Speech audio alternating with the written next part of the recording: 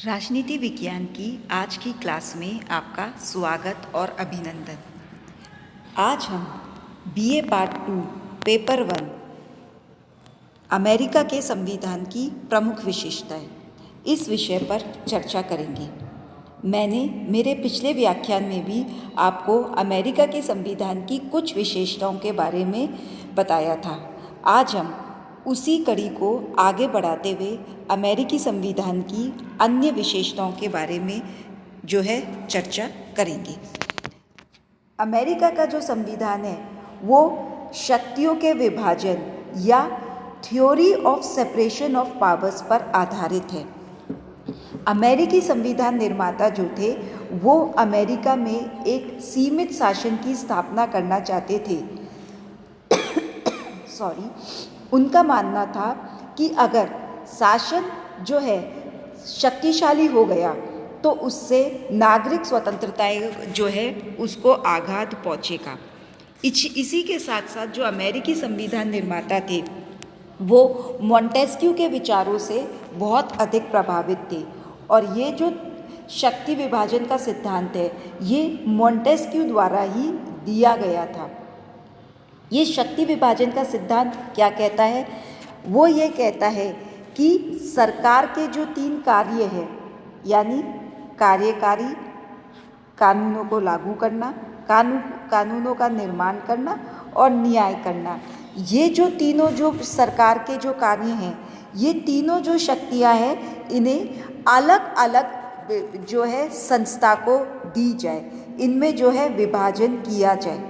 संविधान के अनुच्छेद में ये कहा गया है कि विधायी शक्तियाँ जो है वो कांग्रेस में निहित होगी, जो कि फर्स्ट आर्टिकल में कहा गया है।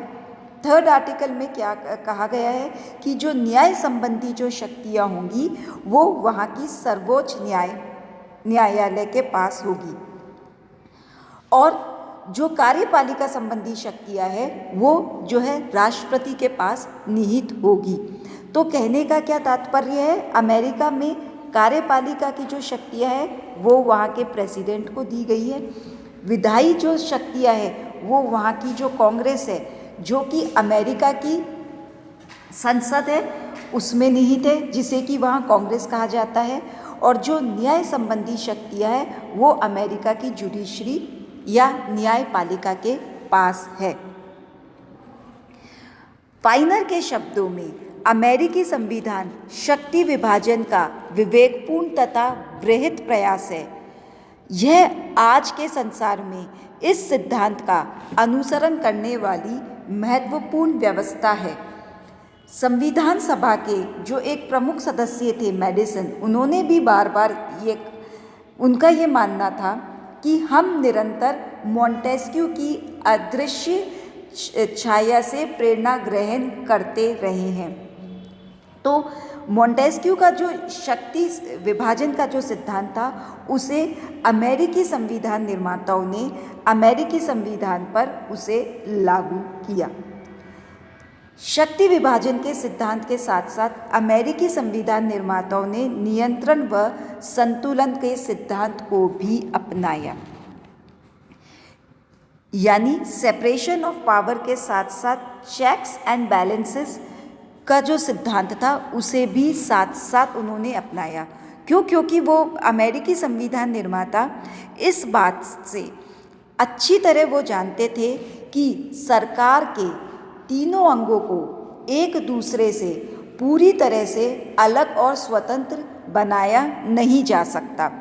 इसीलिए उन्होंने शक्ति विभाजन के साथ जो है नियंत्रण व संतुलन का सिद्धांत भी अपनाया। इसमें क्या था कि ये जो सरकार के तीनों अंग थे वह एक दूसरे पर नियंत्रण रख सके और जिससे कि शक्ति का जो है संतुलन वो बना रहे। इस सिद्धांत के अनुसार शासन का एक जो अंग है वो दूसरे अंग पर नियंत्रण रखता है और शक्ति का जो है एक जो है शानदार संतुलन जो है प्रस्तुत करता है। इससे क्या होता है कि सरकार का कोई भी जो अंग है वो अपनी शक्तियों का दुरुपयोग नहीं कर सकता। जैसे अमेरिका में जो राष्ट्रपति है उसको उन्होंने शक्तिशाली बनाया है। और ये भी कहा जाता है कि अमेरिका का राष्ट्रपति दुनिया का एक शक्तिशाली मतलब एक दुनिया का एक शक्तिशाली पर्सन है, लेकिन अमेरिका की जो राष्ट्रपति की शक्तियां हैं उस पर जो है कांग्रेस का नियंत्रण संविधान द्वारा स्थापित करा है। क्यों? जिससे कि जो राष्ट्रपति है अपनी शक्तियों का दुरुपयोग न कर सके। यह कांग्रेस को अधिकार है कि राष्ट्रपति जो भी बजट बनाएगी वो उसे प्रतिवर्ष स्वीकार करे। अगर राष्ट्रपति मनमानी करने की कोशिश करेगा तो कांग्रेस जो है उसे धन व्यय करने की स्वीकृति नहीं देती। ठीक है। प्रेसिडेंट द्वारा जितने भी मेजर अपॉइंटमेंट्स किए जाते हैं उन सब पर उसे सेनेट की अप्रूवल, जो कि कांग्रेस का अपर हाउस है अमेरिका में, उससे अप्रूवल लेना आवश्यक होता है। ठीक है। उसी तरह से राष्ट्रपति भी जो है कांग्रेस की विधायी शक्तियों पर नियंत्रण रखता है। कांग्रेस द्वारा जो भी विधेयक पारित किए जाते हैं उन्हें कानून बनने से पहले राष्ट्रपति की स्वीकृति प्राप्त करना आवश्यक होता है। अब अमेरिका में राष्ट्रपति को जो है वीटो का अधिकार प्राप्त है। यह राष्ट्रपति की मर्जी है कि वो चाहे तो किसी विधेयक को स्वीकार करे और वो चाहे तो विधेयक को अस्वीकार भी कर सकता है। ठीक है।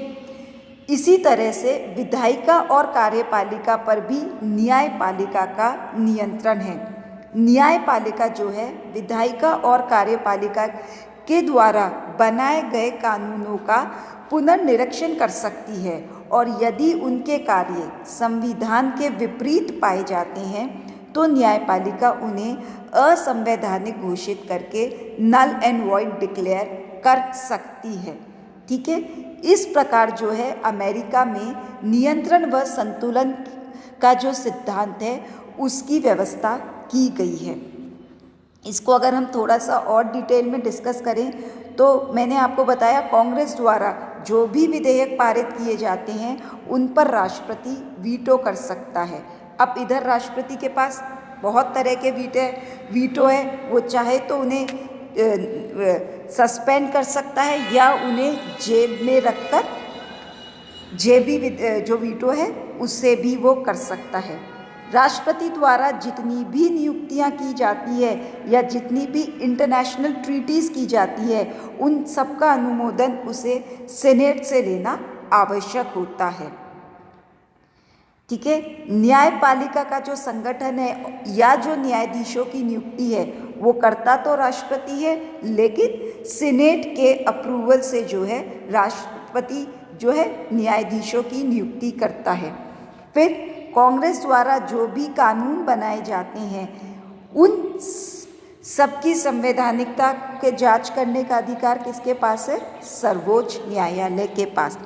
तो इस प्रकार जो है अमेरिका का जो संविधान तीनों अंगों के जो बीच है उनके बीच में संतुलन बनाने का काम करता है। ये तीनों ही अंग जो है एक दूसरे को नियंत्रित करते हैं जिससे कि कोई भी जो अंग है वो शक्तियों का दुरुपयोग न कर सके। हैमिल्टन के शब्दों में शक्ति के दुरुपयोग रोकने के लिए यह आवश्यक था कि तीनों अंग एक दूसरे की जो शक्तियां हैं उनको नियंत्रित कर सके।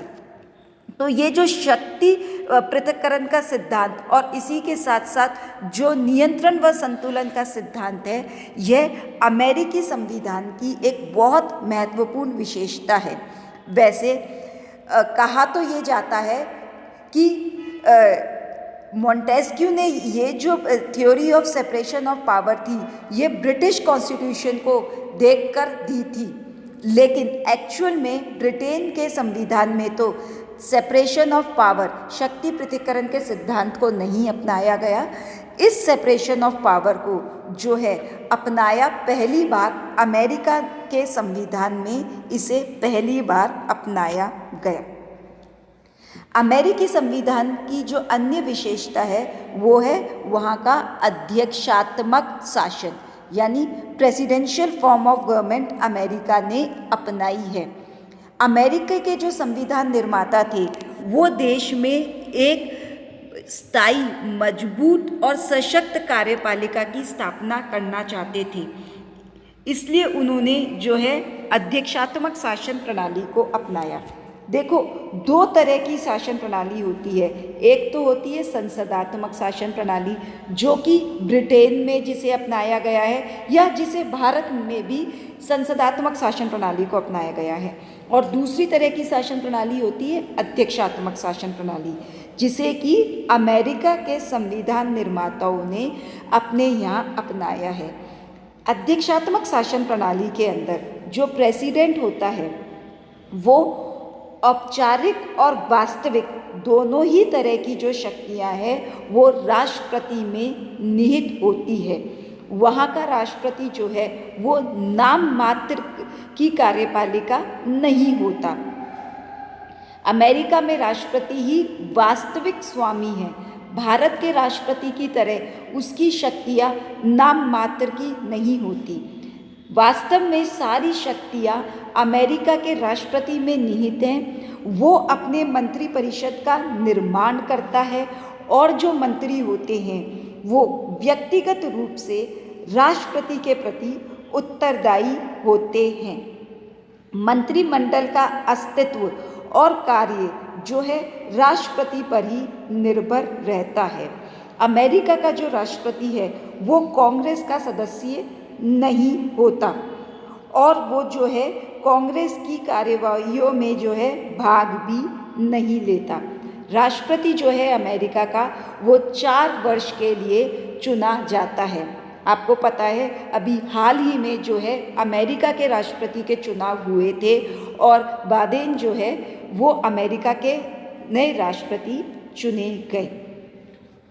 तो यह जो अध्यक्षात्मक शासन प्रणाली है ये संसदात्मक शासन प्रणाली के से एक डिफरेंट तरह की शासन प्रणाली है, जिसकी कि अगर हम कुछ विशेषताओं की बात करें तो अमेरिका के अंदर जो राष्ट्रपति है वो राज्य और सरकार यानी he is the head of the state as well as the head of the government, यह राज्य और सरकार दोनों का ही प्रमुख होता है और यह जो है वास्तविक कार्यपालिका होती है।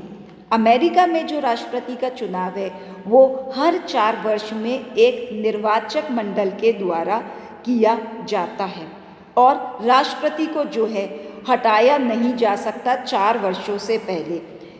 उसको जो केवल राष्ट्रपति को केवल महाअभियोग प्रस्ताव के द्वारा ही हटाया जा सकता है। अमेरिका में राष्ट्रपति अपने मंत्रिपरिषद का निर्माण करता है जो कि उसको उसके कार्य करने में सहायता प्रदान करती है। यह जो मंत्रिमंडल होता है वो एक परामर्शदायी निकाय है।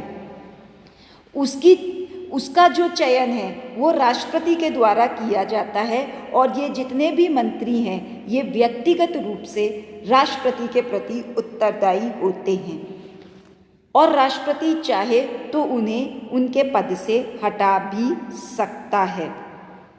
यह जो राष्ट्रपति, उसके मंत्रिमंडल और जो उसके सचिव होते हैं वो अपने कार्यों के लिए कांग्रेस के प्रति उत्तरदायी नहीं होते।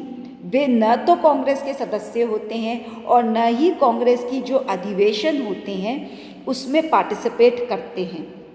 इसी के साथ अमेरिका का जो राष्ट्रपति है वो हाउस ऑफ रिप्रेजेंटेटिव्स यानी कांग्रेस का जो निम्न सदन है प्रतिनिधि सभा, उसको भी विघटित नहीं कर सकता। तो अमेरिका के अंदर जो है एक प्रेसिडेंशियल फॉर्म को अपनाया गया है जिसमें कि राष्ट्रपति का निर्वाचन 4 वर्ष के लिए किया जाता है। यह राष्ट्रपति कांग्रेस का जो है सदस्य नहीं होता। राष्ट्रपति के पास वास्तविक सारी शक्तियां निहित होती है, ठीक है। और जो राष्ट्रपति है वही अमेरिका में शासन का प्रतीक है। क्यों? क्योंकि एक्चुअल में संविधान ने सारी पावर्स प्रेसिडेंट को दी है। मतलब लीगली अगर हम बात करें, लीगली संविधान ने सारी पावर्स प्रेसिडेंट को दी है, और एक्चुअल में ये जो प्रेसिडेंट है इन सारी पावर्स को एक्सरसाइज भी प्रेसिडेंट के द्वारा ही किया जाता है। इसीलिए अमेरिका का जो प्रेसिडेंट है उसे कहा जाता है कि ये दुनिया का सबसे शक्तिशाली मतलब कार्यपालिका है, अमेरिका का राष्ट्रपति। तो ये जो प्रेसिडेंशियल सिस्टम है ये अमेरिकी संविधान की एक और विशेषता है। आज हमने अमेरिकी संविधान की 3 विशेषताओं पर चर्चा की कि अमेरिका के संविधान में शक्ति पृथक्करण का सिद्धांत अपनाया गया है, और इस शक्ति पृथक्करण के साथ साथ ही अमेरिका के संविधान निर्माताओं ने नियंत्रण व संतुलन का सिद्धांत भी अपनाया है। इसी के साथ साथ अमेरिका के अंदर जो है ब्रिटिश शासन पद्धति से डिफरेंट अध्यक्षात्मक शासन प्रणाली को अपनाया गया है। आज के लिए इतना ही। उम्मीद करती हूँ आज का व्याख्यान आपको समझ में आया होगा। धन्यवाद।